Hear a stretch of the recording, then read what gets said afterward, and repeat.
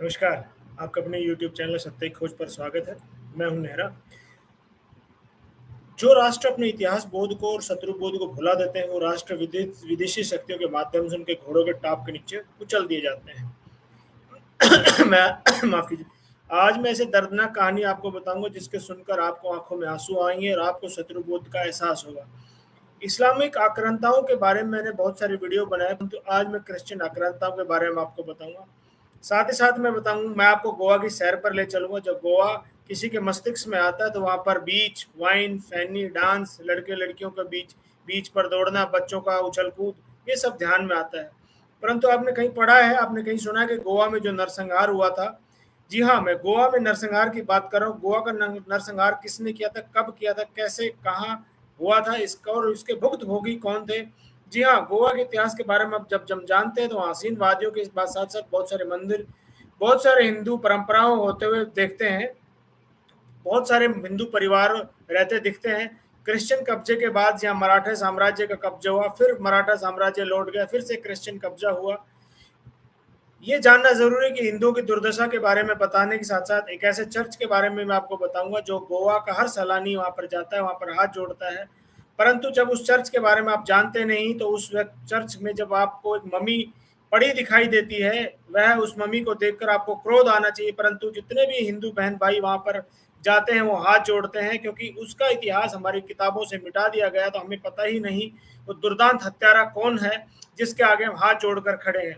थोड़ा सा मैं इतिहास बताता हूँ। गोवा का पुर्तगाली अधिकरण तब शुरू हुआ जब अफ्रीका के केप टाउन के गुड होप के माध्यम से एक गुजराती व्यापारी के सहायता से पुर्तगाल भारत की का रास्ता खोजते हुए भारत में 1510 में पहुंचा, और 1498 में भारत पहुंचा, और 1510 में पुर्तगाल लौटा। तब वास्को डी गामा ने पुर्तगाली राजघराने को भारत के अनदेखे मार्ग के बारे में बताया, जिससे पुर्तगालियों को भारत के पश्चिम तट और विशेष रूप से गोवा में उपनिवेश स्थापित करने का अवसर मिला। पॉप निकोलस कौन है? ये पॉप जो आपके इटली में है उनके बारे में है। पॉप निकोलस वी ने जल्द ही एक डिक्टेट जारी किया, डिक्टेट एक आप कह सकते हैं फतवा जारी किया, जिससे एशिया में रोमन कैथोलिक साम्राज्य की ओर से व्यापार करने का अधिकार के साथ साथ नए खोजे गए क्षेत्र, discovery of doctrine doctrine of discovery भी मैं आपको एक वीडियो बनाऊंगा इसके ऊपर भी। स्थानीय लोगों को ईसाई धर्म को मजबूत करने का अधिकार दिया गया। साथ ही साथ पुर्तगालियों को गोवा पे एक हिस्सा कब्जे करने और तटीय शहरों में कॉलोनी स्थापित करने के लिए अपनी सेना भी भेजी। हिंदुओं का द्वारा पालन की जाने वाली स्थानीय परंपराओं के कारण पुर्तगाली लोग ईसाई लोगों को एक धर्म का पालन करने से नाराज थे और कॉलोनी के सभी मंदिरों को ध्वस्त करने का आदेश दिए और गोवा इंक्विजिशन की शुरुआत हुई। गोवा कुख्यात फ्रांसिस जेवियर और मार्टिन अल्फांसो ने 1442 में पुर्तगाल के राजा जॉन थर्ड को द्वारा भेजा गया था, ताकि गोवा के निवासियों को रोमन कैथोलिक धर्म के परिवर्तित करने की प्रक्रिया शुरू की जा सके। गोवा में उनके आगमन पर गोवा में नए ईसाइयों द्वारा गुप्त रूप से अपने पिछले धर्म या हिंदू धर्म या दूसरे धर्म का पालन करते थे, इन हिंदू मूल्यों परंपरा को बनाए रखने से नाराज थे, क्योंकि जब उनको क्रिश्चियनिटी में कन्वर्ट कर दिया जाता था तो वो सरकार या गोवा में जो इस्लामिक या क्रिश्चियन आक्रांत थे उनके डर के मारे ईसाई तो बन जाते थे, परंतु अपने घरों में मूर्ति पूजा करते थे, अपनी परंपराओं को फॉलो करते थे। तो इससे वो सेंट जेवियर्स बहुत नाराज हुआ, उसने गोवा इंक्विजिशन स्टार्ट किया। और गोवा इंक्विजिशन में उसने क्या काम किया कि जो उसके पड़ोसी थे उन पर इनाम रखा गया कि जो अपने पड़ोसी की सूचना देगा उसको इनाम दिया जाएगा। अपने हिंदू परंपरा नाराज थे और फ्रांस जेवियर ने 16 मई 1556 को पुर्तगाल के राजा जॉन थर्ड को लिखा कि ये अनुशासित करने और कैथोलिक धर्म प्राण करने गोवा पे मुकदमे, उन पर जबरदस्ती झूठे मुकदमे लगाए गए। अब मैं आपको बताता हूँ गोवा इंक्विजिशन में किस तरह की सजाएं दी जाती थी।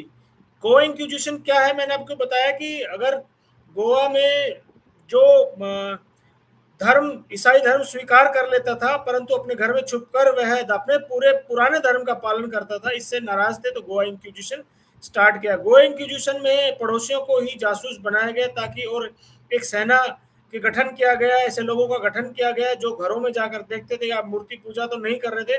अगर इन सब में कोई पकड़ा जाता था तो गोवा इंक्विजिशन के तहत किस तरह की सजाएं दी जाती थी, मैं उसका वर्णन करता हूँ।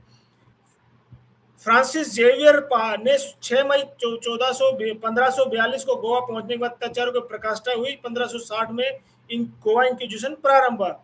फ्रांसिस जेवियर द्वारा हिंदुओं को कैसी कैसी सजाएं दी गई उसका नमूना बता। आरोप स्वीकार न करने पर ताड़ित की जाती। सबसे पहले दोनों हाथों को कलाई के पीछे बांधकर ऊपर टांग देते थे। उनके पैर जमीन से ऊपर उठ जाते थे। कुछ क्षणों बाद झटका देते रहते थे।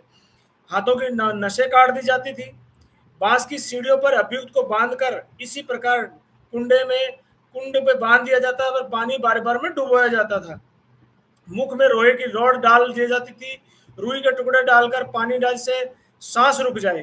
हाथ पैरों को बांधकर ऊंचा लटका देते थे। यंत्रणा देने के लिए यंत्र विकसित किए जैसे थम्बूस, लैंग क्रशर, स्पेनिश बूट उबलते तेल में डालकर डुबोते थे।